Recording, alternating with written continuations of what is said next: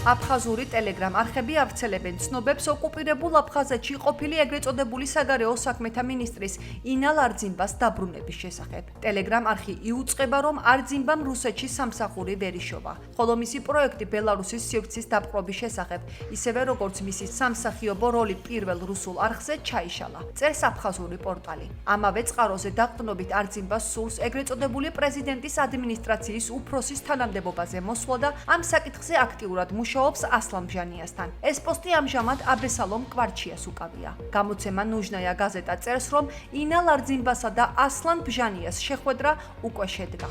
კიდევ ერთი აფხაზური ტელეგრამ არხი აფხაზია ცენტრი წერს, რომ მისი დაბრუნება მომავალ გაზაფხულზე დაგეგმილ ეგრეთ წოდებულ საპრეზიდენტო არჩევნებს შეიძლება უკავშირდებოდეს. როგორც არასამთავრობო ორგანიზაციების დამფუძნებლები ჩვენთან საუბარში აღნიშნავენ, დღითი დღე აშკარაა კრემლის ზრახვები და რუსული პოლიტიკის ზეწოლა აფხაზეთის სეპარატისტულ ხელისუფლებაზე. ექსპერტები ინალ არძიმბას შესაძლო ვიზიტს ოკუპირებულ აფხაზეთში რამდენიმე ვერსიას უკავშირებენ. ინალ არძიმბა, როგორც ვიცით, იკავებდა ეგრეთ წოდებულ საგარეო საქმეთა მინისტრის პოსტს და გამოირჩეოდა ღიად პრორუსული პოლიტიკით.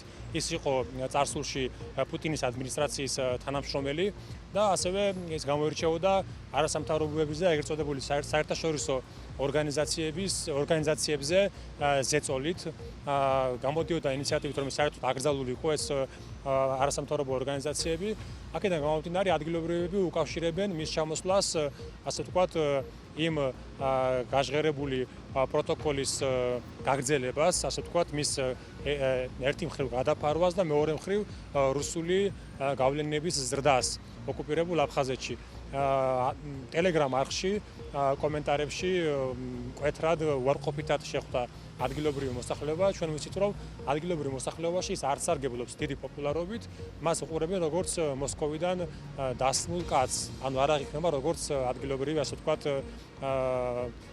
საზოგადოების წევრი და ნაწილი, იმიტომ რომ დიდი ცხოვრების დიდი ნაწილი გაატარა მოსკოვში და მუშაობდა პუტინის ადმინისტრაციაში. ესეთი ახალი ანდაზა არის აფხაზური, თუ ანონიმების შემოტევას შეამჩნევთ, ესე იგი ინალ არძიმბას დანიშნავენ რაღაც ახალ თანამდებობაზე.